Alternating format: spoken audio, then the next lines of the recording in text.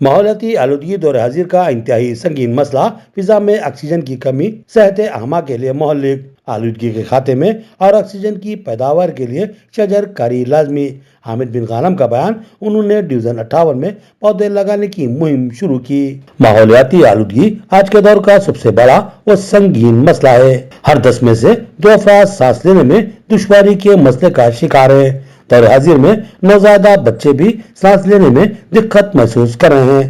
دواخانے بھرے پڑے ہیں، علاج کیے جا رہے ہیں، لیکن صحت میں بہتری محسوس نہیں ہوتی۔ ماہرین نے صورتحال کا جائزہ لیا اور بتایا کہ فضا میں آلودگی میں بھاری اضافے کی وجہ سے آکسیجن کی کمی واقع ہوئی ہے، لہذا اس آلودگی کو ختم کرنا انتہائی لازمی ہے۔ لیکن سوال یہ ہے کہ اس آلودگی کے اثر کو کم کیسے کیا جائے اور آکسیجن میں اضافہ کیسے ممکن ہو، جس پر ماحولیاتی ماہرین نے بتایا کہ فضا میں آکسیجن کی فراہمی کا اہم ترین ذریعہ درخت ہوتے ہیں، لیکن آبادی میں بھاری اضافے کی وجہ سے عوامی آبادیاں پھیلتی جا رہی ہیں اور جنگل سکڑتے جا رہے ہیں۔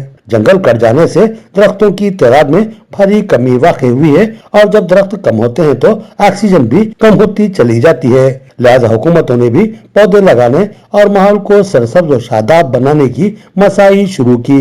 اسی سبز انقلاب کو ذہن میں رکھتے ہوئے ڈویژن 58 کے سینئر کانگریسی قائد حامد بن غانم نے شجر کاری مہم شروع کی۔ اس سلسلے میں حامد بن غانم نے ایک مہم میں 2 کام شروع کیے۔ ایک تو انہوں نے ڈویژن میں ایسی جگہوں کا انتخاب کیا جہاں لوگ کچرا وغیرہ پھینک دے کر ماحول کو گندا کیا کرتے تھے، جس کی وجہ سے شدید تعفن کا ماحول بنا رہتا تھا۔ انہوں نے وہاں پر صفائی کروائی اور پھر دوسرا کام یہ کیا کہ وہاں پر درخت لگوائے۔ ان کی یہ مہم تیزی کے ساتھ جاری ہے۔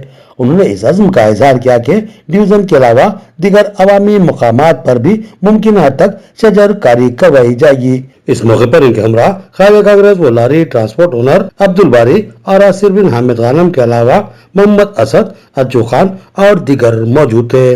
محمد فیاض الدین کی تہنیتی تقریب۔ عامر رسول عرف امو نے دلی مبارکباد دی اور نیک خواہشات کا اظہار کیا اور توقع ظاہر کی کہ آئندہ لوکل باڈیز الیکشن میں مجلس کا مظاہرہ شاندار رہے گا۔